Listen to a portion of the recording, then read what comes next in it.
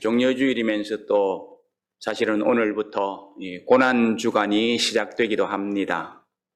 여러분들이 아시는 대로 우리가 오늘을 종려주일이라고 이야기하는 것은 예수님께서 주일날에 나귀를 타시고 예루살렘 성으로 입성을 하시는데 많은 사람들이 예수님을 아주 환영하면서 호산나를 부르면서 어떻게 합니까? 종려가지를 예수님께서 오시는 길에다가 막 이렇게 깔아드리는 것이죠.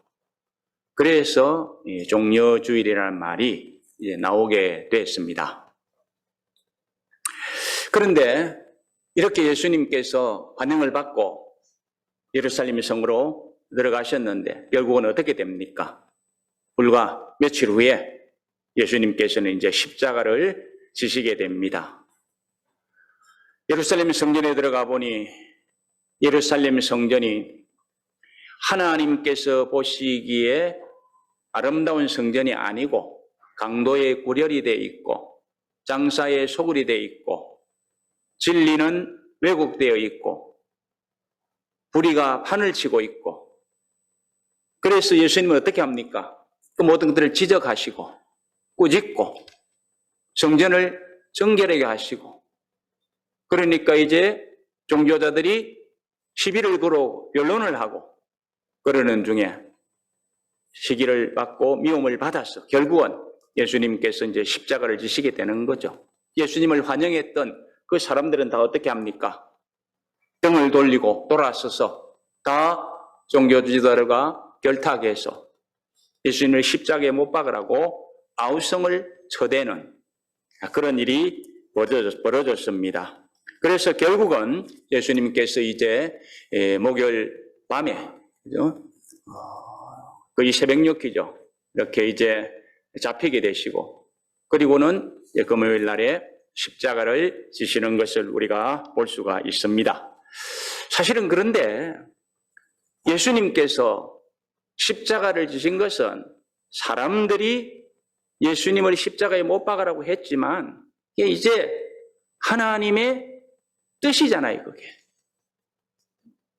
만약에 하나님이 원하시지 않으시고 예수님께서 자원하시지 않았더라면 사람들이 아무리 죽이려고 하고 십자가에 못 박으라고 해도 그럴 수 없는 것 아닙니까? 우리 주님이 어떤 분이십니까? 취할 권세도 가지신 분이시고 버릴 권세도 가지신 분이시잖아요. 그렇기 때문에 예수님께서 만약에 자원하여 십자가를 지지 않으시다면 사람들은 예수님을 십자가에 절대로 매달 수 없습니다. 예수님이 자원해서 그 십자가를 지신 것이죠. 예수님은 그런 일이 있기 전에 무려 4번에 걸쳐서 나는 십자가를 질 것이다 예언을 하셨습니다. 다 아시는 것이죠. 그렇지만 그 고난의 길을 예수님께서 자원해서 가시는 것입니다.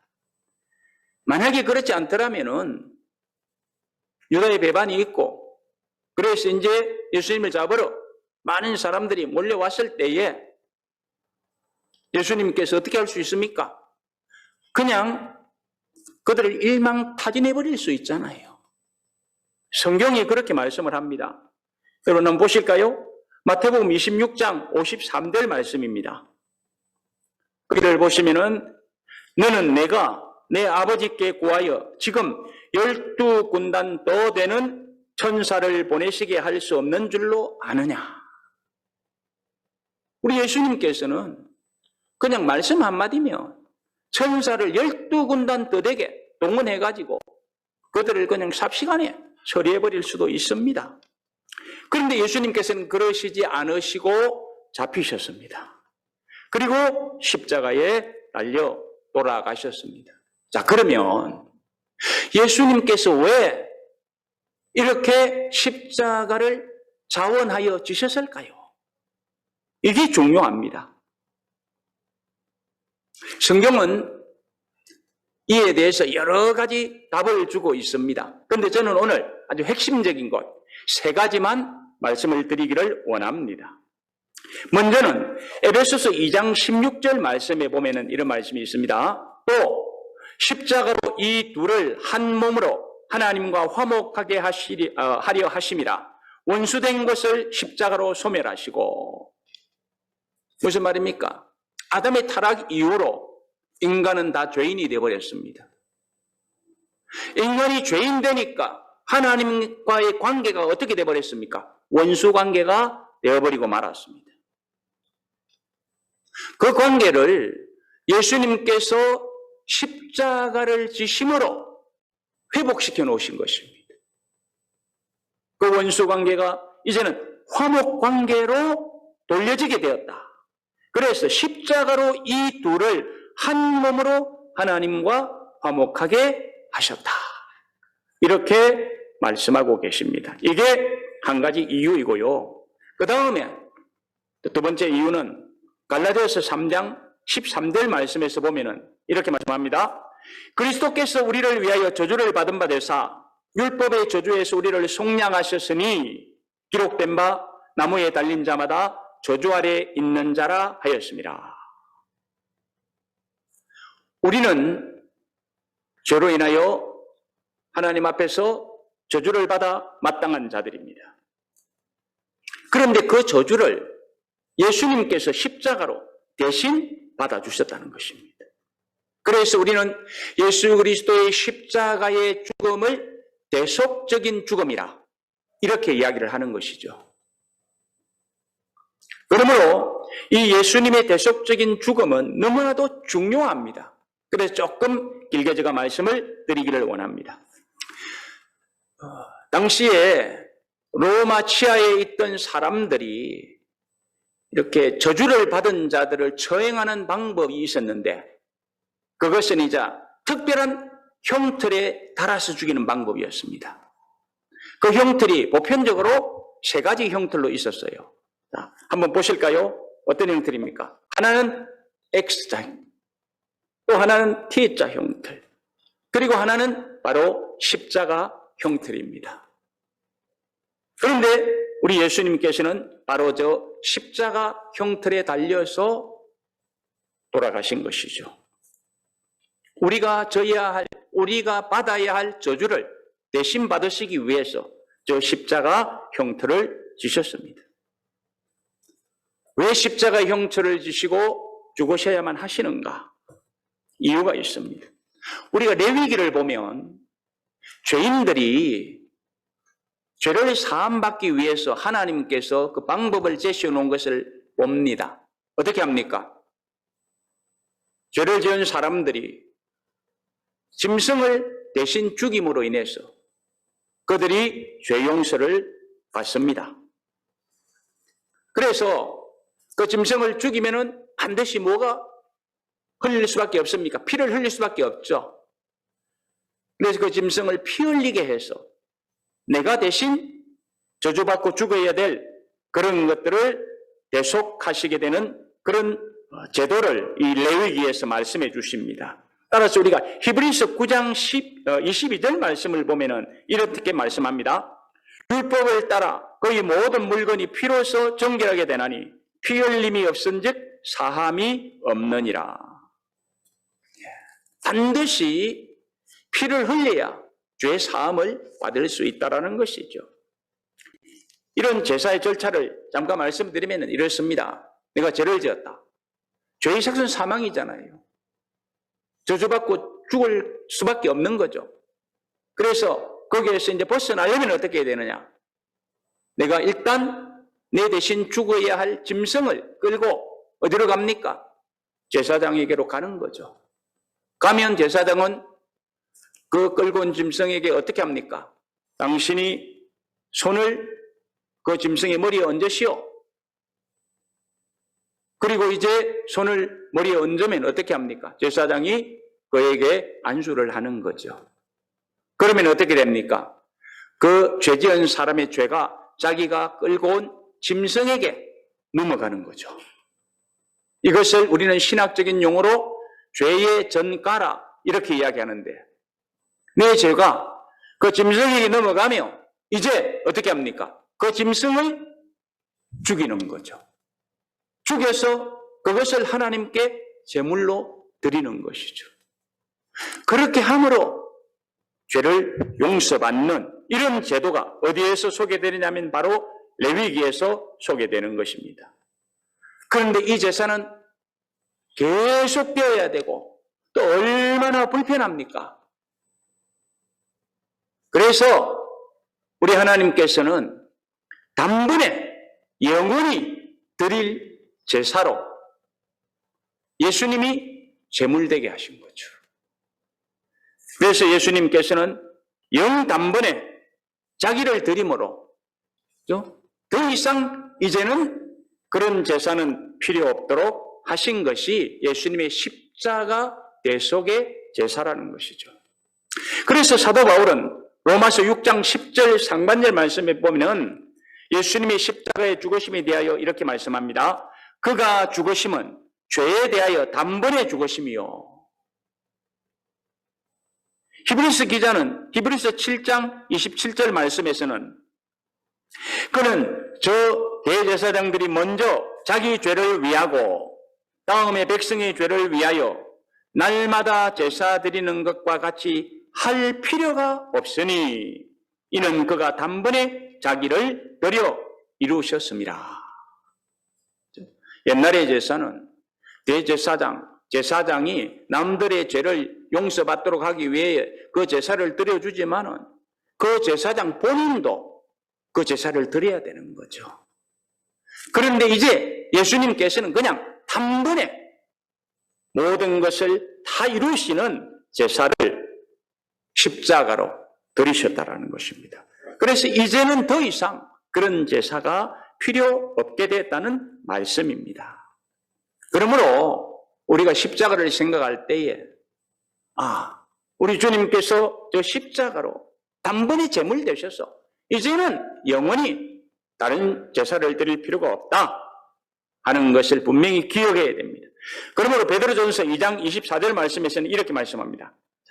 친히 나무에 달려 그 몸으로 우리 죄를 담당하셨으니 이는 우리로 죄에 대하여 죽고 의에 대하여 살게 하려 하심이라. 저가 채찍에 맞음으로 너희는 나음을 얻었나니. 예수님이 죽으심으로 우리는 살고 우리가 나음을 입었다는 것입니다. 인도 캘커타에서 이런 일이 있었다고 합니다. 선교사들이 파송되어 가지고 이제 복음을 전하는 중에 한 노인이 이 복음을 받았어요. 그리고 예수 그리스도를 마음에 영접하게 되었습니다. 그러니까 친구들이 이 노인이 예수님을 영접했다는 이야기를 듣고 건달났다. 그러면 안 되는데. 여러분 아시잖아요, 그죠? 그런 사회에는 누가 하나 예수 믿으면 건달나잖아요, 그죠? 어떻게 해서든지 그를 못 믿도록 하려고 하잖아요. 그러니까 이제 친구들이 그 노인을 찾아갔습니다. 아니, 도대체 어떻게 된 거냐고. 우리에게는 정말로 수많은 남신과 여신이 있는데 자네는 그 많은 남신과 여신을 섬기면서 무엇이 부족해서 또 예수까지 믿으려고 하느냐고. 그러니까요, 이 노인이 그랬답니다. 나는 인도에 수많은 남신과 여신이 있는 걸 알지만은 그 신들이 나를 위해서 죽어 주셨다는 이야기는 들어본 적이 없다네. 그래서 그 많은 신을 섬기고도 나는 부족해서 이제는 예수님을 믿기로 했다고. 그렇게 이야기했답니다. 그렇습니다. 세상에 수많은 신들이 있죠. 그런데 그 신들이 정말로 나의 죄를 대속하기 위하여 죽어 주신 신들입니까? 아니잖아요. 아닙니다. 절대로 그런 신은 예수 그리스도 외에는 없습니다. 이것이 기독교의 본질입니다. 누군가가 기독교의 본질이 뭐냐? 그것은 예수께서 나의 죄를 대속하기 위하여 십자가에 죽으신 것이다. 우리 이렇게 분명하게 답할 수 있어야 됩니다. 이게 기독교의 본질입니다. 우리는 신앙생활을 할 때에 정말로 이 기독교의 본질을 알고 신앙생활을 해야 되는 것입니다. 공자를 믿는, 석가를 믿는, 무하메드를 믿는 여러 종교가 있습니다. 맹자를 믿기도 합니다. 그런데 그들이 죄를 대속하기 위하여 죽어준 것은 아닙니다. 여러분 그런 이야기 들어보셨습니까? 그들이 죄인을 대속하기 위하여 죽었다. 아니잖아요. 죄인을 대속하기 위하여 죽으신 분은 오직 예수 그리스도 한 분이십니다. 그분만이 유일한 구주이십니다. 물론 예수님께서 유일한 구주가 되시기 위하여 십자가를 지시는 것 이거 결코 쉬운 것이 아니었습니다. 여러분 십자가가 얼마나 고통스러운 것입니까? 저주받은 자들이 지는 것이 십자가 아닙니까? 정말 고통스러운 형틀입니다. 그래서 로마에 시세로라는 분이 있었는데 이분은 목회자였고 또한 철학자였는데 1세기 사람입니다. 그가 그렇게 이야기를 했습니다. 이 세상에서 가장 고통스러운 죽음은 십자가를 지고 죽임을 당하는 것이다. 그렇게 이야기를 했다고 합니다. 가장 잔인하고 무서운 죽음을 죽는 것이다. 예수님인들 이런 사실을 몰랐겠습니까? 그럼에도 불구하고 예수님은 이 고통을 피하지 않으셨습니다. 예수님도 인생을 가졌기 때문에 이 고통 피하고 싶은 마음이 있었잖아요. 성경도 그것을 우리에게 말씀해 줍니다. 마태복음 26장 39절 하반절 한번 보실까요? 거기서 뭐라고 말씀하십니까? 예수님이 하나님 이렇게 기도합니다. 내 아버지여 만일 할만하시거든 이 잔을 내게서 지나가게 하옵소서. 마가복음 14장 36절 말씀에서도 아빠 아버지여 아버지께서는 모든 것이 가능하오니 이 잔을 내게서 옮기시옵소서. 피하고 싶은 것이죠. 그러나 예수님께서는 그 십자가를 피하지 않으시고 지셨습니다. 얼마나 고통스러웠겠어요. 그래서 운명하시는 그 순간에 예수님은 절규하시지 않으셨습니까? 마가복음 15장 34절 말씀, 절규하시는 말씀 다시 한번 봅니다. 잘 아는 말씀이지만 뭐라고 절규하셨습니까? 엘리 엘리 라마 사박다니 나의 하나님 어찌하여 나를 버리시나이까. 이 절규는 사람이 흉내낼 그런 절규가 아니지 않습니까?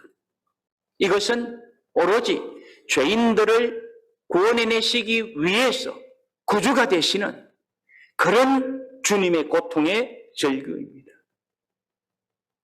유일하게 죄를 대속하시면서 하신 절규인 것입니다. 그러므로 우리는 예수 그리스도께서 나를 대신해서 십자가에서 죽어주심으로 우리가 구원을 얻는다는 이 진리를 정말로 알고 있지만은 더 굳게 붙들어야 됩니다. 우리 삶에 적용시키면서 살아가야 될 것입니다. 그리고 예수님이 십자가를 지신 이유 한 가지 마지막으로 더 봅니다. 오늘 이 설교 제목이 뭡니까? 십자가로 여신 길입니다. 예수님께서 십자가에 달려 죽으심으로 우리가 하나님께 나아갈 수 있는 길을 열어놓으셨습니다. 예수님이 열지 않으셨다면 우리는 절대로 하나님 앞에 나아갈 수가 없는 것이죠. 그러나 우리 주님께서는 하나님 앞에 나아갈 수 있는 길을 여시기 위하여 십자가에 달려 돌아가신 것입니다. 자, 누가복음 23장 44절 말씀 보실까요? 거기를 보시면 때가 돼 60쯤 되어 해가 빛을 잃고 온 땅에 어둠이 임하여 제9시까지 계속하며 예수님께서 십자가에 달리시고 그 후 3시간부터 또 3시간까지 그죠? 온 땅에 어둠이 깜깜한 어둠이 있었다는 것입니다. 그런데 갑자기 무슨 일이 일어납니까? 45절 말씀 보면은 성소의 휘장이 한가운데가 찢어지더라. 사실은 한가운데가 찢어졌다고 누가는 이야기하지만은 엄밀히 따져서는 어떻습니까? 위에서부터 아래로 쭉 휘장이 찢어져 내렸잖아요. 그죠?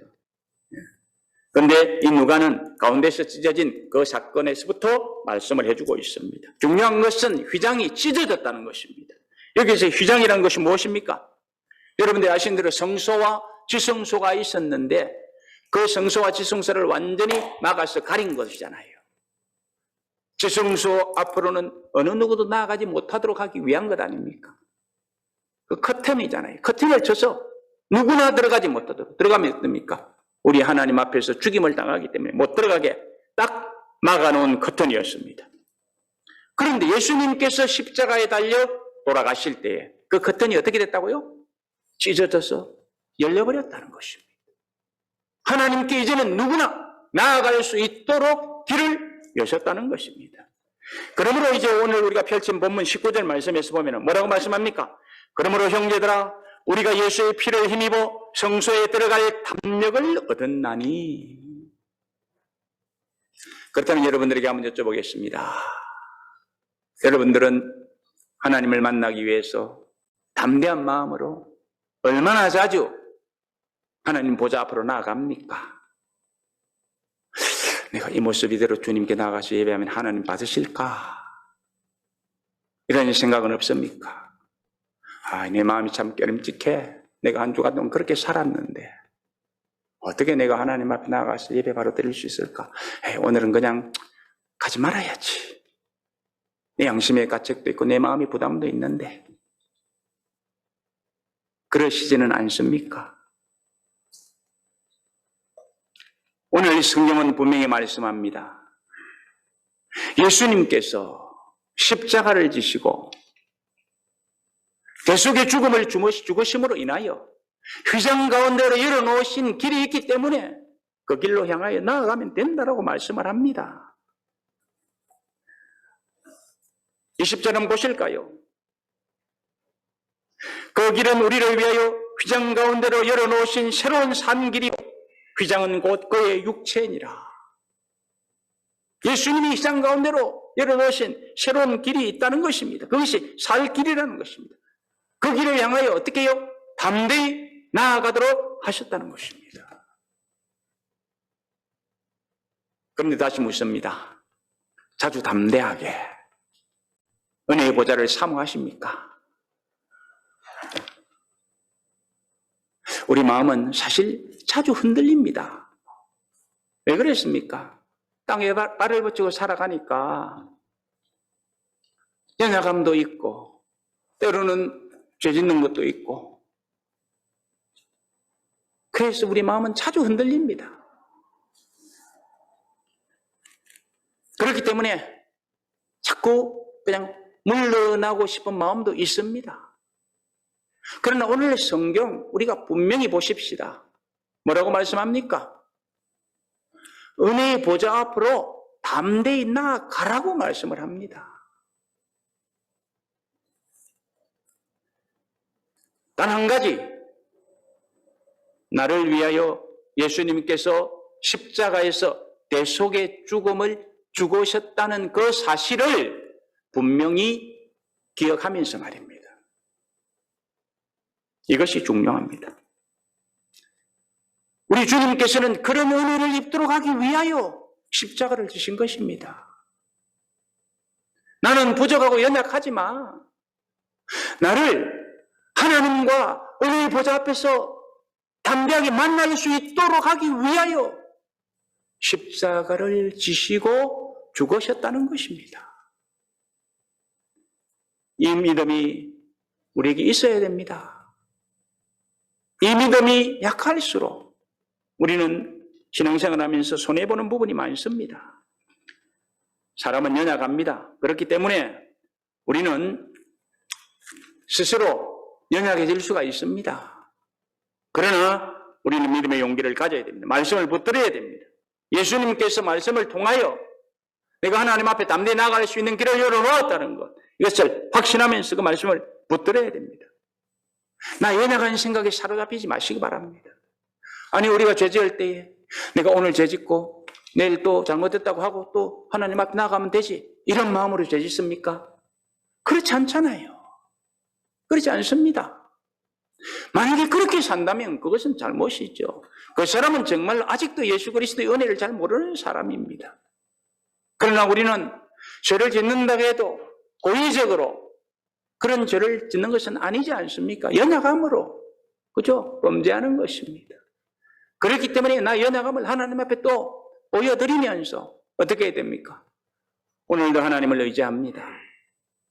하나님이 나를 위하여 십자가에서 대속의 죽음을 주고 있었는데 나의 연약함을 주님께서 다 감당해 주신 줄 믿습니다. 오늘도 믿음으로 주님을 의지하고 담대한 마음으로 은혜의 보좌 앞에 나갑니다. 은혜 받고 더 거룩해지고 더 온전해지고 더 주님의 영광을 위하여 살아갈 수 있기를 원합니다. 이게 맞는 거잖아요. 이것을 오늘 성경은 가르쳐주고 있는 것입니다. 그러므로 나의 연약한 생각에 사로잡히지 마시기 바랍니다. 내가 그렇게 살았는데 하나님 앞에 어떻게 오늘 안 나갈래 그냥. 얼마나 손해보는 거예요. 담대하게 나아가라고 했는데. 내 생각, 연약한 생각에 사로잡히지 마시고 십자가의 은혜를 먼저 생각하시기 바랍니다. 그리고 세상 사람들이 말하는 거기에도 그냥 우리가 귀를 닫아야 됩니다. 세상 사람들은 뭐라고 이야기합니까? 유독 예수만 믿으면 되느냐고. 석가도 있고 맹자도 있고 공자도 있고 모함에도 있는데 종교는 다 같은데 종교끼리 서로 대화하고 잘 살아야지. 왜 너희들만 유독하게 그렇게 이야기를 하느냐고. 그렇게 이야기를 하잖아요. 그러면서 종교 간의 대화가 필요하다고. 그들의 말은 그럴싸합니다마는 이것은 옳은 말이 아닙니다. 기독교는 다른 종교와 다른 것이잖아요. 앞에서도 말씀드렸지만은 그들은 죄인들을 위하여 대신 죽어주지 않은 신을 믿고 있는 거죠. 그게 다른 것입니다. 우리는 나를 위하여 십자가에서 대속의 죽음을 죽어주신 유일한 구주 예수 그리스도를 믿기 때문에 그들이 믿는다고 하는 종교와 같이 할 수 없는 것입니다. 본질이 달라요. 예수 그리스도 외에는 하나님 앞으로 나아갈 수도 없고 천국에 이를 수도 없기 때문에 우리는 달리 생각하며 살아가야 되는 것입니다. 만약에 석가가, 공자가, 맹자가, 모하메시 저와 여러분들을 위하여 대신 죽어주셨다며 우리가 그들을 믿어야죠. 그렇잖아요. 그들은 대속주가 아닙니다. 대속주는 오직 예수 그리스도 한 분뿐이십니다. 그러므로 오늘 성경은 예수님께서 그 휘장으로 그죠? 갈라지게 해서 새로운 살 길을 열어놓았기 때문에 담대한 마음을 가지고 하나님 보좌 앞으로 나아가라고 말씀하는 것입니다. 그 길은 새로운 산길이다 이러잖아요. 새로운 산길이다. 우리가 이 말씀을 한번 이제 주목해 보아야 됩니다. 자, 새롭다는 것은 무엇입니까? 쓰지 않은 것이 새로웁니다. 처음 가는 길이 새로운 거예요. 그런데 어떻습니까? 예수 그리스도께서 나를 위하여 죽었다는 것을 우리는 믿습니다. 그리고 그분을 의지하고 하나님께로 나아갑니다. 오늘도 나오고 어제도 나왔고 내일도 나아가고 그러면 어떻게 됩니까? 그 길이 정말 새 길입니까? 그 길이 정말 새로운 살 길입니까? 여러분 한번 진지하게 생각해 보시기 바랍니다. 여러 차례 반복하는 그 길이 정말 새로운 길이냐고요. 그러나 중요한 것은 이것입니다. 사람이 달라지면 세상도 달라집니다. 바꿔 말씀드려요. 내가 날마다 새로워지면 모든 일이 날마다 새로워지는 것입니다. 그러므로 우리는 늘 새로움을 경험해야 늘 새로운 살 길로 나아가게 된다는 것이죠. 어제 내가 예수 믿었어. 10년 전에 믿었어. 5년 전에 믿었어. 1년 전에 믿었어. 이게 아니고 지금 내가 나를 위하여 대속의 죽음을 주고 주신 그 예수님을 믿고 있어. 지금 내가 그분을 의지해. 이게 중요한 것입니다. 날마다 새로워짐이 없는 사람은요, 신앙생활하는 거 참 지겹습니다. 따분합니다. 재미도 없어요. 감격도 없어요. 여러분 경험해 보셨습니까? 지금 여러분들이 예수 믿는 재미가 있습니까? 즐거움이 있습니까? 기쁨이 있습니까? 그렇지 않으시다면은 정말 한번 왜 그러느냐 이유를 점검해 보아야 됩니다. 오늘 성경은 말씀합니다. 새로운 살 길이라고요. 그 길이 새로워야 됩니다. 새로워야 흥미가 있습니다. 기대가 됩니다. 새롭지 않으니까 전에는 믿었는데 의미도 없고 재미도 없고 감격도 없고 그런 것입니다. 그러므로 우리는 늘 새로워져야 됩니다. 어떻게 해요? 성경은 가르쳐주고 있어요. 아주 쉽게 가르쳐주고 있어요. 여러분 다 아시는 말씀이에요. 고린도후서 5장 17절 말씀 한번 보실까요? 이렇게 말씀합니다.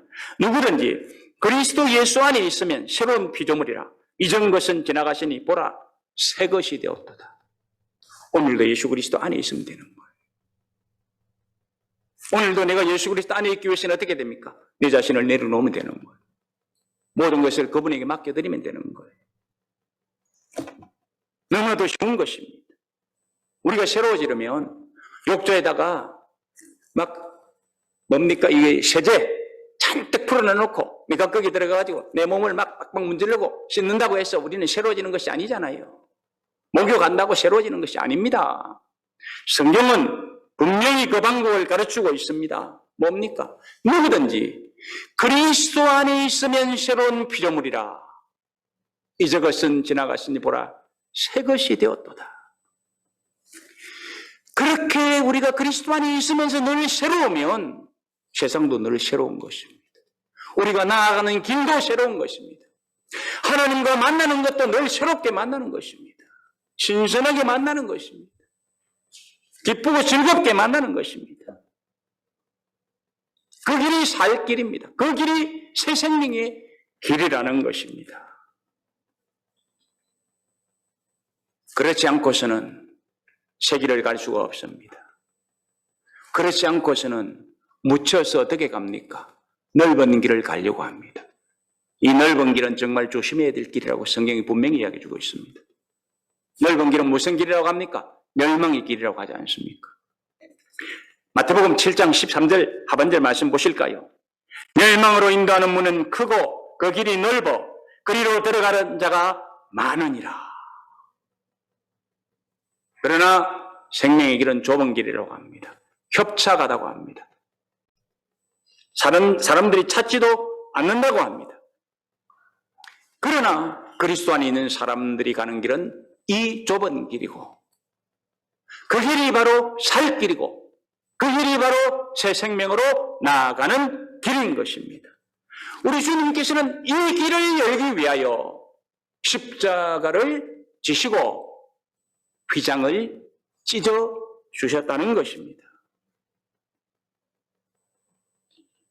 그러면서 거기에서 끝났느냐? 그거 아닙니다.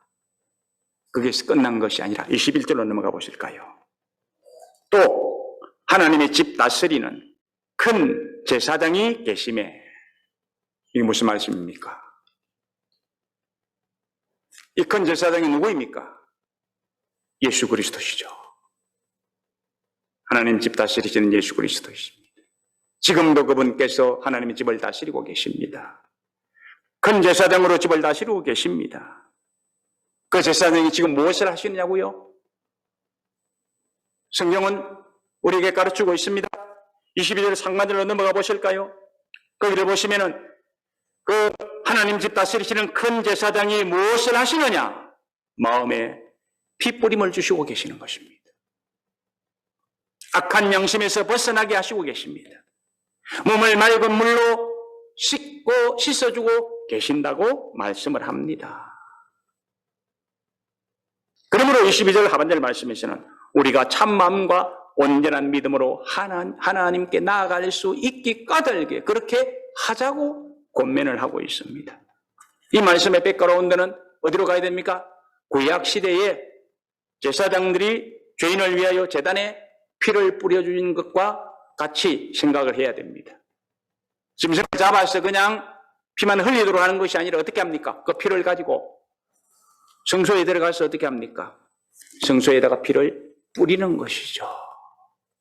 피 뿌림을 받을 때에 드디어 이제 그 사람의 죄는 다 없어지고 정결한 자로서 인정을 받았던 것처럼 지금도 예수 그리스도께서는 피를 뿌려주시고 계시는 것입니다.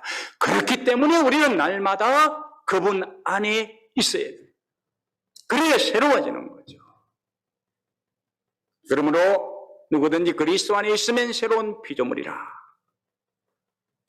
그 주님께서 오늘도 내일도 계속해서 우리의 마음에 피를 뿌려주실 것이기 때문에 그 피뿌림을 받는 자가 늘 새로운 은혜를 누리며 새로운 삶을 살고 그 길을 가며 새 생명을 얻을 수 있는 것입니다. 그러므로 우리는 참 마음과 온전한 믿음으로 그 은혜를 의지하고 하나님께 나아가면 되는 것입니다. 그리고 23절에서는 또 이렇게 권면합니다. 우리가 그런 은혜를 누리고 어떻게 살아가야 하는가 23절, 25절에서 계속 말씀을 하는데 23절 약속하신 이는 믿으시니 여기 믿으시는 믿을만하다는 것입니다. 신실하다는 것입니다. 우리가 믿는 도리의 소망을 움직이지 말며 굳게 잡고 저와 여러분 예수 그리스도를 믿잖아요. 그분이 대속해 주셨잖아요. 또 계속 내 마음에 그 피를 뿌려주시고 계시잖아요. 그렇기 때문에 이제는 우리는 거기에서 그 진리에서 흔들리지 말자라는 거예요. 내 모습, 내 연약함 이것도 우리가 보지만은 더 우선 보아야 될 것이 무엇입니까? 그분의 은혜. 그분이 지금 나를 사랑해 주시고 감사해 주시는 그 역사 이걸 먼저 보자는 거예요. 그 소망을 움직이지 말고 굳게 잡자는 거예요. 그리고 24절 서로 돌아보아 사랑과 선행을 격려하자 이렇게 말씀합니다. 서로 돌아봐 사랑과 선행을 뭐 하자고? 이 삶 잘 살아갑시다. 사랑으로 격려하고 선행으로 도와주고 격려하면서 열린 그 길을 살 길을 생명의 길을 힘차게 담대하게 나아가자고 서로 격려하는 것입니다. 이게 교회의 의미입니다. 여러분 교회가 뭡니까? 행사 이전에 뭡니까? 믿음으로 서로 독려하면서 우리가 은혜의 보좌 앞에 담대히 나아가십시다. 내일도 잘 나아가십시다. 다음 주일도 잘 나아가십시다. 서로 독려하는 이런 것이 있어야 되는 거죠. 이거 없이 아무리 좋은 행사를 하고 아무리 선한 사업을 해도 그것은 의미가 없는 것이죠. 그리고 25절 보시기 바랍니다. 보시면 모이기를 피하는 어떤 사람들의 습관과 같이 하지 말고 오직 권하여 그 날이 가까움을 볼수록 그리하자. 그 날이 가까움다는 것은 주님 만날 것입니다. 그럴수록 어떻게 합니까? 모이기를 피하지 말고 더욱 모이기를 힘써자라는 것입니다. 여러분 이 세상에서 가장 만나기 어려운 분이 누굴까요? 제일 높은 분을 가장 만나기 어렵지 않겠습니까? 제일 높은 분. 그죠? 그러면 제일 높은 분이 누구예요? 우리 하나님이잖아요. 하나님 만나기 제일 어려울 거예요. 그죠? 그렇습니다.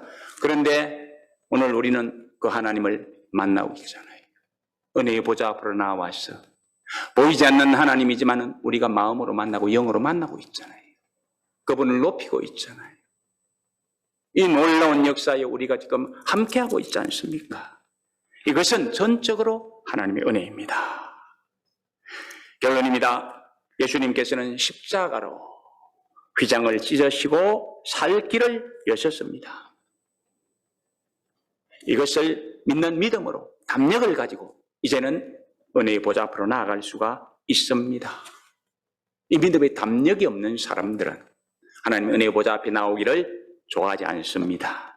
그러나 믿음의 담력이 있는 사람들은 늘 신선한 마음으로, 감격하는 마음으로, 기대하는 마음으로 하나님께 올라갑니다. 벌써 주일인가? 이게 아니라 주일이 빨리 왔으면 좋겠다. 여러분 이런 신앙생활 해보신 적이 있죠? 저도 참 그때 비하면은 많이 둔해졌어요. 많이 둔해졌어요. 정말. 매일 주일에 했으면 좋겠어요. 매일 주일이 있으면 좋겠어. 매일 예배하고 매일 찬송했으면 좋겠어요. 그런 일이 있었어요. 그런 때가 있었어요. 정말. 이게 우리 하나님과 아름다운 만남 아닙니까? 이런 은혜를 누리게 해주셨다는 것입니다. 예수님께서 십자가로 휘장을 찢으시고 은혜의 보좌 앞에 담대히 나아갈 수 있도록 해주셨다고요. 그러므로 이 은혜를 우리 잊지 맙시다.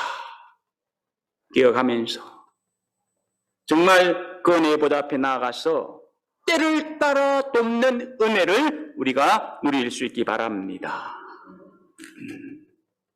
이 은혜에 참여하는 자들, 복된 자들 아니겠습니까? 그래서 우리는 이 놀라운 은혜에 더욱더 아름답게 참여하도록 하기 위해서 오늘 부족한 종을 통하여 이 말씀을 같이 나누게 하시는 줄 믿습니다. 여러분, 이 말씀 마음에 품으시고, 그렇다.